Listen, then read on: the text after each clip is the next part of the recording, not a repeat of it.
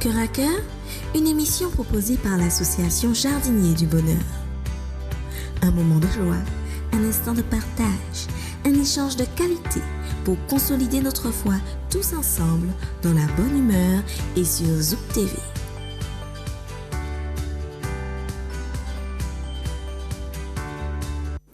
Bonsoir et bienvenue amis jardiniers du bonheur. Je sais que je vous l'avais promis et on revient, aussi motivés et je vois poindre vos sourires. Est-ce que vous êtes prêts pour une balade au jardin? J'espère que vous vous portez en santé. Sinon, ça ira de mieux en mieux parce que Manuela, avec son sourire et ses mains précieuses, nous assure cette mise en onde. Nous sommes vus de par le monde entier. Nous vous remercions pour vos messages d'encouragement. Et je m'en vais vers notre invité. Je n'en perds pas une seconde. Je sais que vous aussi, Frédéric Etena, quel plaisir. Le plaisir est partagé, Pascal. On a gardé Frédéric avec nous parce que c'est important. On a commencé à parler du diabète, on s'est promené de la création jusqu'à aujourd'hui. Enfin aujourd'hui, oui, parce qu'on se remet en question sur notre positionnement. On a vu que le diabète, c'est une maladie liée à l'alimentation et qu'à l'origine, nous avons été façonnés pour ce cœur à cœur et ce corps à corps, en fait, pour qu'on puisse s'alimenter correctement. Alors Frédéric, depuis... nous sommes en prévention. Ceux qui veulent suivre Frédéric, c'est possible parce qu'il est avec nous petitement, on va dire, pendant le temps qui nous est imparti, mais il est également entendu sur Espérance FM tous les jours de 7h15 à 7h30, 91.6 de la bande FM et un replay l'après-midi à 13h45. Mais pour l'heure, il est avec nous sur Zouk Télévision et on le garde. Alors Frédéric, cette maladie qui tend à nous faire peur et qui nous rappelle qu'il y a un déséquilibre et qui consiste à cette alimentation trop sucrée peut-être ou trop riche en mauvais sucre, je dirais. La parole t'est donnée, je ne dis plus rien. Voilà. Merci Pascal. Alors moi j'aimerais juste rappeler par rapport à la dernière fois, juste dire une chose, résumer ce qu'on a vu par une chose. Notre Dieu a créé le troisième jour l'alimentation de l'homme qui vient de la terre. Et cet homme lui-même, nous, venons aussi de la terre. Donc nous avons la même origine que la nourriture que nous ingérons. Donc plus nous sommes auprès du naturel, mieux c'est. Et plus c'est adapté à notre corps. Puisque le corps vient de la poussière de la terre. L'Éternel Dieu forma l'homme de la poussière de la terre. Donc nous allons retrouver une nourriture naturel qui apporte à l'homme exactement ce dont il a besoin. Et l'homme a été doté par Dieu d'un système digestif capable d'aller récupérer dans ses aliments tous les nutriments nécessaires pour lui fournir de l'énergie, pour construire le corps, maintenir le corps et réparer le corps. Magnifique. Donc l'homme et la nature sont parfaitement adaptés. Et ce, à plusieurs points de vue, mais là, nous ne restons que sur le plan de l'alimentation. Alors, comment est-ce que restons sur le métabolisme des sucres? Je l'ai dit la dernière fois, le taux de sucre doit être sensiblement égal à 1 gramme par litre. Toute variation de ce taux de sucre, soit vers le haut ou vers le bas, alors vers le haut, on parle d'hyperglycémie, vers le bas, on parle d'hypoglycémie, va entraîner un mécanisme pour pouvoir remettre la valeur à la normale. Donc, dans le cas où on est en hyperglycémie, revenir à une glycémie normale, donc baisser le taux de sucre. Dans le cas où nous sommes en hypoglycémie, c'est faire monter le taux de sucre. Et pour cela, Dieu nous a dotés d'un organe extraordinaire qui s'appelle le pancréas. C'est lui, le chef d'orchestre. C'est lui qui est au cœur du métabolisme des sucres. Première situation, dans le cas d'une hyperglycémie. Le pancréas est informé qu'il y a trop de sucre dans le sang. Que va faire le pancréas? Le pancréas, il y a une variété de cellules dans le pancréas qui s'appellent les cellules bêta. Ces cellules vont fabriquer de l'insuline. Et que va faire le pancréas? Il va libérer cette insuline dans le sang, donc dans le cas d'une hyperglycémie. Et que va faire l'insuline? L'insuline ira au niveau des cellules, parce que les cellules ont toutes une porte, d'accord, qu'elles ouvrent pour laisser entrer le glucose, pour consommer le glucose. La clé qui ouvre cette serrure, la serrure de cette porte, c'est l'insuline. Sans insuline, les cellules du corps ne peuvent pas consommer le sucre. Est-ce qu'on peut donner une définition à l'insuline, en fait, une définition peut-être C'est une hormone. imagée? C'est une hormone. Imaginons que c'est une clé. Ok. Imaginons que la porte d'entrée de notre maison, pour pouvoir accéder à notre maison, nous sommes à l'extérieur de la maison. Pour pouvoir rentrer dans notre maison, nous avons besoin de passer par la porte d'entrée. C'est la seule façon d'y rentrer.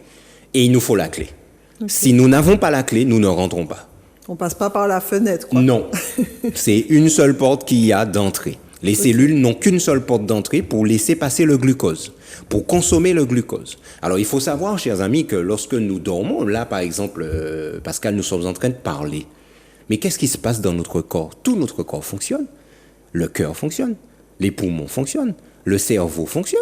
Je suis en train de parler, mais la parole qui sort, c'est une pensée d'abord qui est élaborée de manière mais instantanée par le cerveau.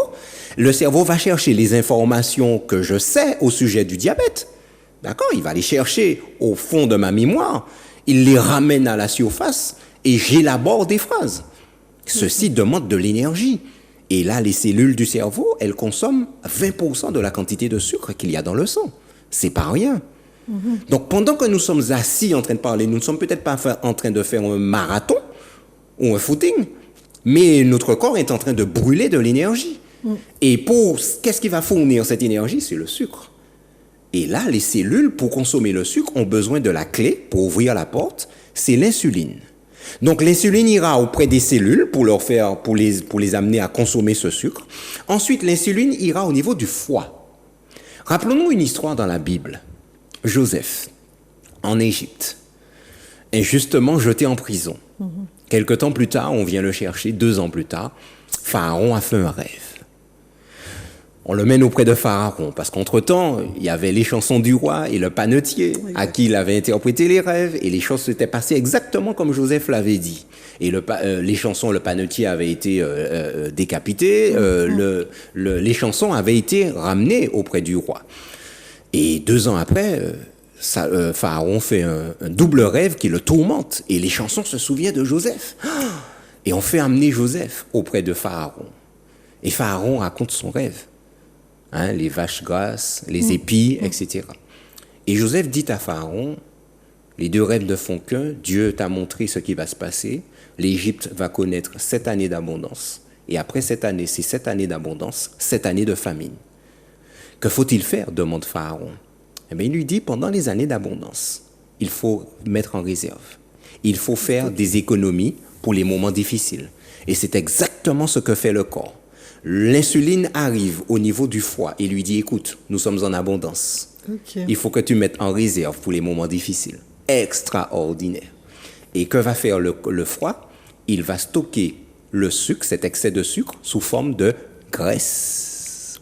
Alors attention, mesdames, attention, messieurs, plus nous mangeons sucré, plus nous allons élaborer de la graisse et plus nous allons grossir. Ah ouais, la graisse, c'est que le sucre? Pas que le sucre, mais une grosse partie du sucre. D'accord. Une grosse majorité de sucre. Hein? D'accord. Donc, ce sucre sera stocké, et plus il est stocké, si nous ne le brûlons pas, nous allons grossir. OK? Ensuite, l'insuline ira aussi auprès des muscles de l'organisme, et les muscles vont stocker également, mais ne vont garder ce sucre que pour leur usage personnel. Ces 3 actions, donc l'action de l'insuline auprès des cellules, auprès du foie et auprès des muscles, a pour effet de rétablir la valeur normale du sucre à 1 gramme par litre 2 heures après. Ça revient à la normale. 2 heures après. Ça, c'est le fonctionnement normal. Donc, au cœur du métabolisme des sucres, le pancréas. Nous sommes dans le cas d'une hyperglycémie. L'alerte est donnée au pancréas. Trop de sucre dans le sang. Sécrète une hormone qui s'appelle l'insuline. Quel est le rôle de l'insuline? On dit que c'est une hormone hypoglycémiante. Son rôle, c'est de faire baisser le taux de sucre dans le sang. Deuxième situation. Hypoglycémie. L'autre, il a sauté un repas ce matin, il n'a pas eu le temps de manger, et vers 11h, 11h30, on commence à se sentir mal, malaise, etc. Bon, là, vous êtes en hypoglycémie, vous êtes à 0,6 grammes, 0,7 grammes, c'est un peu bas, vous n'avez pas l'habitude, ben, le corps va se manifester. À ce moment-là, que se passe-t-il? D'accord? Non, mais peut-être qu'il nous lance un signal trompeur.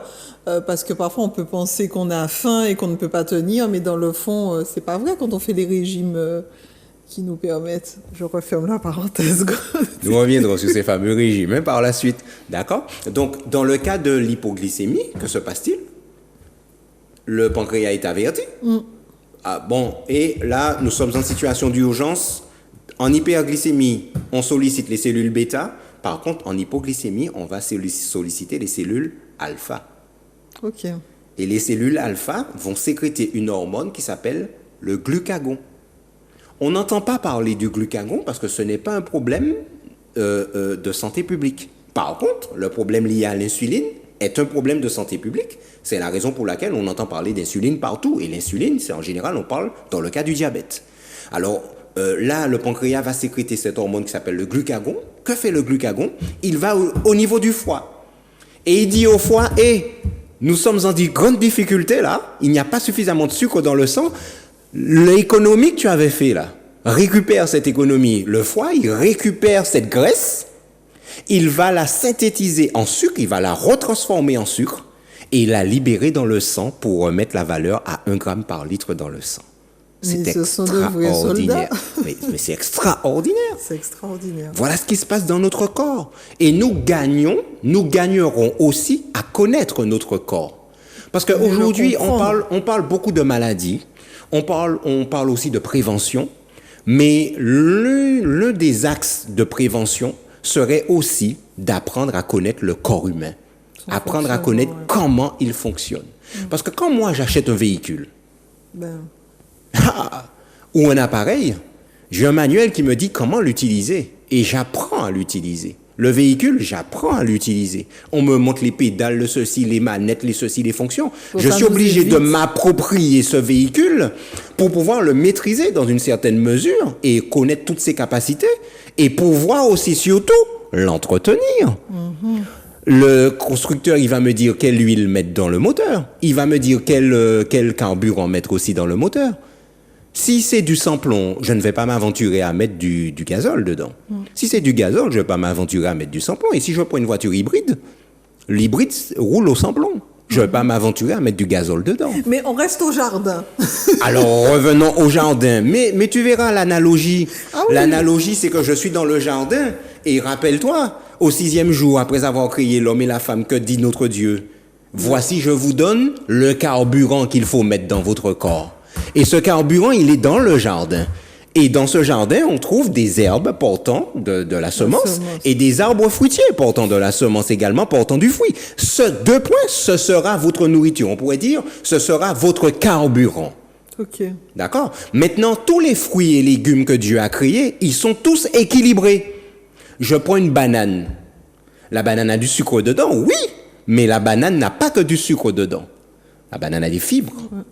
D'accord? Il y a tout, c'est un ensemble. Et quand je vais manger cette banane, elle va me permettre de récupérer des forces, mais au niveau de sa digestion, la digestion sera optimale. Par contre, quand je vais manger une tablette de chocolat crunch, pour ne pas citer la marque, une tablette de chocolat, d'accord? Que va-t-il se passer? Je mange que du sucre. Il n'est pas équilibré là. Ça, c'est pas équilibré. Par rapport à la banane. C'est pas du tout équilibré. D'accord? C'est pas du tout équilibré. Donc voilà un petit peu ce qui se passe. Et là, le glucagon, c'est une hormone dite hyperglycémiante parce que son rôle, c'est de faire monter le taux de sucre. L'insuline fait baisser, le glucagon fait monter. Donc on les appelle des hormones antagonistes. Okay. Elles font le contraire l'une de l'autre. Et c'est grâce à ces 2 hormones que le pancréas va équilibrer le taux de sucre dans le sang. Ces variations ou ce déséquilibre du taux de sucre dans le sang, soit vers le haut, soit vers le bas, nous les vivons pratiquement tous les jours. Et malheureusement, trop souvent. Parce que nous mangeons de manière déséquilibrée. Nous sautons également des repas. Nous allons à un mariage. Qu'est-ce que nous mangeons dans un mariage ? C'est un moment de joie, c'est un moment de fête. Mais imaginons ce qui se passe. Nous sommes là depuis que nous arrivons le soir ou en fin d'après-midi avec les mariés et jusqu'à 2 heures du matin, 3 heures du matin, 4 heures du matin, nous pouvons être là à manger et nous avons mangé toute la soirée. Et est-ce que ça fatigue notre organisme? Et comment? Mais comment faire pour mettre un frein à cette propension à manger? Oui, le cerveau, mais il nous renvoie un message quand même. Il faut se raisonner. Déjà, c'est la première chose. Mais il faut savoir aussi que tout est fait aujourd'hui pour nous rendre addicts. Le sucre appelle le sucre. D'accord? Oui, le sûr. sel appelle l'eau. Le sucre appelle l'eau également. Mais malheureusement, beaucoup ne vont pas boire d'eau. Ils vont boire du coca, ils vont boire du jus, ils vont boire ce genre de choses. Et plus nous qu'à manger, plus nous les manger. Et c'est à ce moment-là, quand il y a ce déséquilibre, qu'on devient, en fait, on tombe dans cette fameuse maladie. Alors, par rapport à ça, eh bien voilà, nous avons aujourd'hui 2 types de diabète. Là, nous avons parlé du fonctionnement normal de notre corps. Et la plupart du temps, que fait le corps, il est robuste. Il va gérer tout ça. Il va faire face à tout ça. Mais, alors, nous avons aujourd'hui le diabète de type 1, qu'on appelle aussi diabète insulinodépendant, le DID. Et nous avons le diabète de type 2, qu'on appelle aussi diabète non insulinodépendant. Que va-t-il se passer? Parlons d'abord du diabète de type 2, le diabète non insulinodépendant. À force de manger tout le temps, et rappelle-toi, Pascal, qu'avons-nous dit au sujet du riz blanc? Qu'avons-nous dit au sujet du pain blanc? C'est du sucre. C'est du sucre. Quand nous pensons avoir mangé là, nous pas manger grand-chose, nous manger sec. Et ce sucre sera métabolisé très vite, ce qui fait que on a à peine mangé un sandwich là maintenant que 3 heures après, on a faim. C'est sûr. Et on mange encore. On retourne manger. Et que va-t-il se passer à la longue, Pascal? Eh bien, notre système digestif, il fonctionne trop. Il fonctionne trop. Parce que quand je retourne manger, quand j'ai faim, c'est pas des haricots verts que je vais manger. Of course. Le corps, il réclame du sucre. Je vais manger une pain au chocolat, etc. J'ai soif, je bois un coca. Le fameux coca light, soi-disant, on nous dit c'est du light. C'est faux. C'est la même chose. D'accord? Donc, on boit, on mange, et au bout de 10 ans passent, 20 ans passent, 30 ans passent, eh bien, le pancréas, il commence à se fatiguer. Il est fatigué et il ne peut plus produire autant d'insuline qu'avant. C'est le diabète de type 2. Parce qu'on l'a fatigué, parce que notre manière de nous alimenter n'est pas naturelle. Okay. Elle est trop industrialisée, trop de sucre. Nous mangeons trop de sucre aujourd'hui. Ça, il faut qu'on soit conscient de cela. Mais est-ce que c'est pas irréversible, je veux dire Alors, on peut tout de suite changer de fonctionnement alimentaire et rééquilibrer les choses et le diabète, il ne nous tient plus. Mais tout à fait. Alors, mais attention. C'est-il déjà déclaré ou pas? Bon, disons qu'il est déclaré. Alors, une fois qu'il est déclaré, oui, c'est possible de revenir en arrière. Mais ce ne sera pas le cas pour tout le monde, malheureusement. Parce que souvent, le diabète va aussi se déclarer dans une situation non seulement où on mange n'importe comment, on mange tout le temps, on mange beaucoup sucré, mais il va se déclarer aussi dans un contexte de sédentarité. Et est-ce qu'il peut se déclarer dans un contexte anxiogène, une circonstance de vie insurmontable et que ça s'est déclenché? Non, ça c'est c'est des idées reçues concernant le diabète. Non. On va voir Marthe après, alors. Non, ça c'est beaucoup d'idées reçues.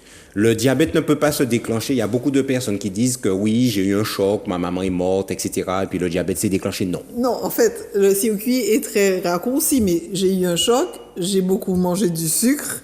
Et j'ai continué à en manger pour compenser ce manque-là. Mais bien sûr, oui. Ce qui m'a conduit certainement à ça. Alors, ce qui m'a conduit certainement à ça, certes, et puis il y a certainement des facteurs derrière, des facteurs héréditaires. Héréditaires, tout à fait. Parce que le diabète de type 2, il est héréditaire. Donc forcément, oui, il y a tout plein de facteurs qui vont jouer. D'accord? Mais là, nous sommes, pour comprendre le diabète, la maladie du diabète, le premier mécanisme, c'est que nous sommes déjà là dans une fatigue du pancréas. Notre heure est arrivée? Presque, mais... Alors, nous sommes dans une fatigue du pancréas, ça c'est le premier cas. Et puis le deuxième cas, le deuxième mécanisme du diabète de type 2, c'est ce qu'on appelle l'insulinorésistance. De type 1? Non, le Non, type du 2. type 2 Nous avons toujours? commencé par le type 2. Le deuxième mécanisme du diabète de type 2, c'est ce qu'on appelle l'insulinorésistance. Et c'est souvent dans un contexte d'obésité. Le pancréas sécrète de l'insuline, mais l'insuline agit mal parce qu'il y a trop de graisse.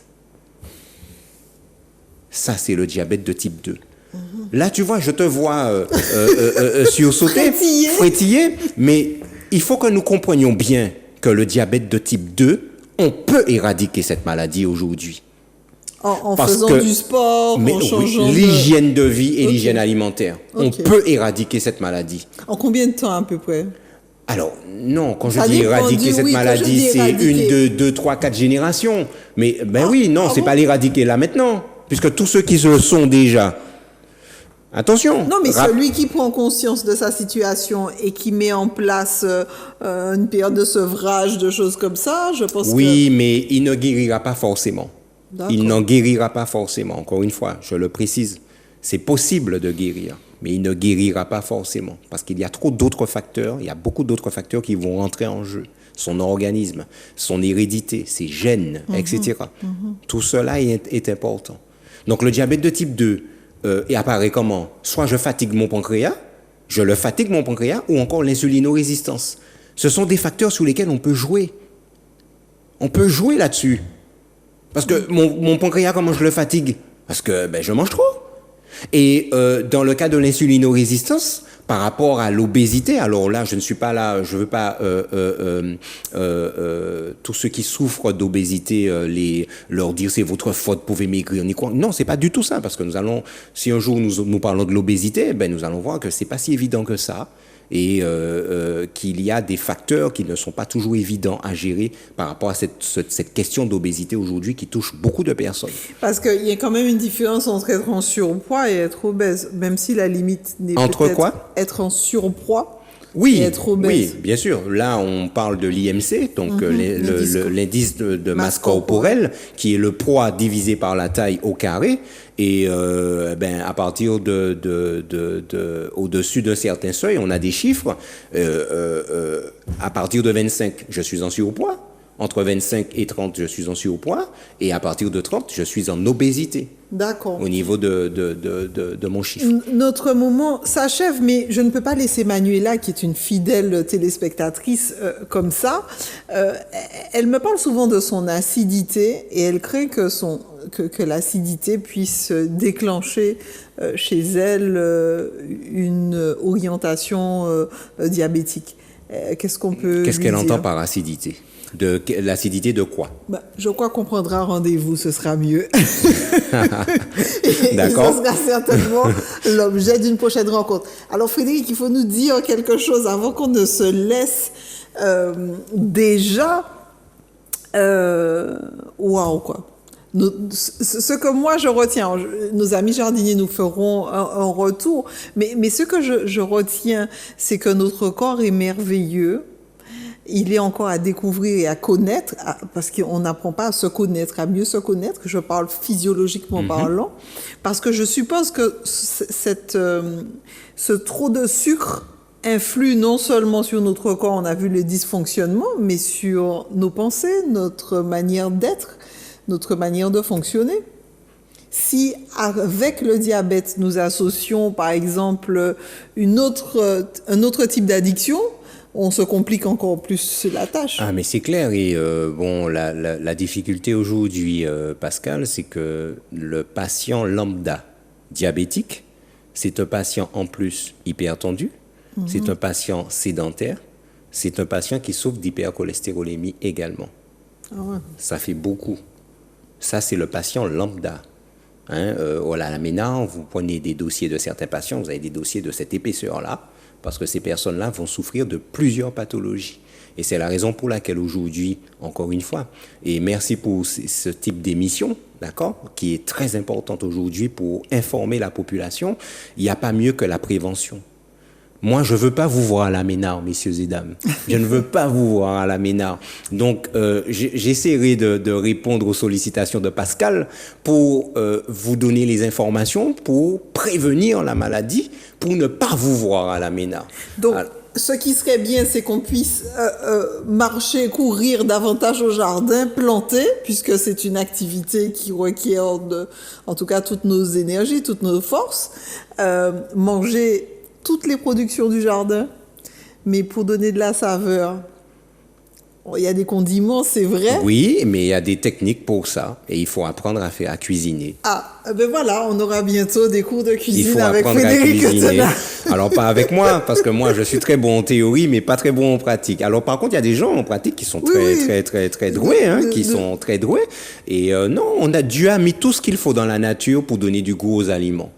Alors, je crois que c'est le mot de la fin. Frédéric, encore un petit mot à nos amis jardiniers. Il a mis tout ce qu'il faut dans le jardin, dans la nature. Oui, notre Dieu a tout mis, parce que malheureusement, aujourd'hui, qu'est-ce qu'on met dans notre alimentation pour relever le goût? Les exhausteurs de goût, etc. Exact. Toutes ces choses qui sont des perturbateurs endocriniens, qui vont nous faire grossir, etc., nous rendre addicts.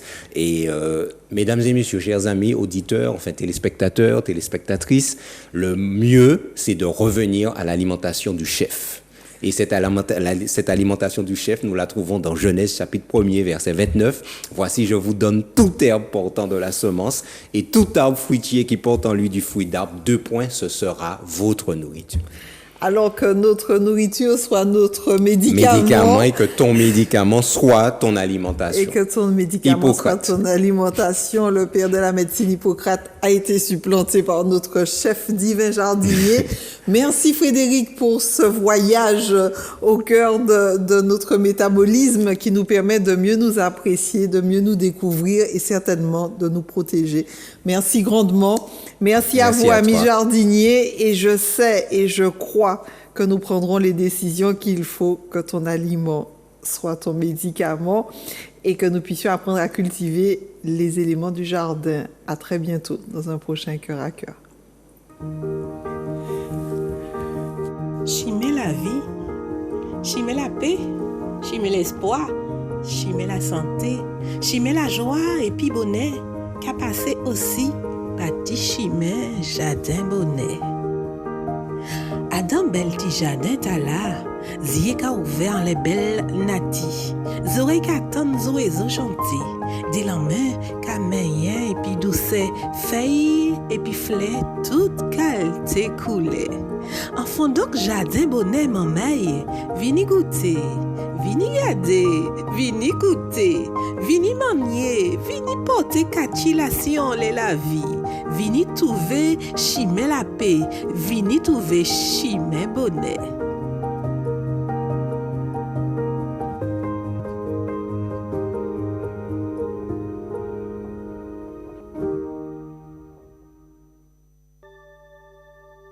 Cœur à Cœur, une émission proposée par l'association Jardinier du Bonheur. Un moment de joie, un instant de partage, un échange de qualité pour consolider notre foi tous ensemble dans la bonne humeur et sur Zouk TV.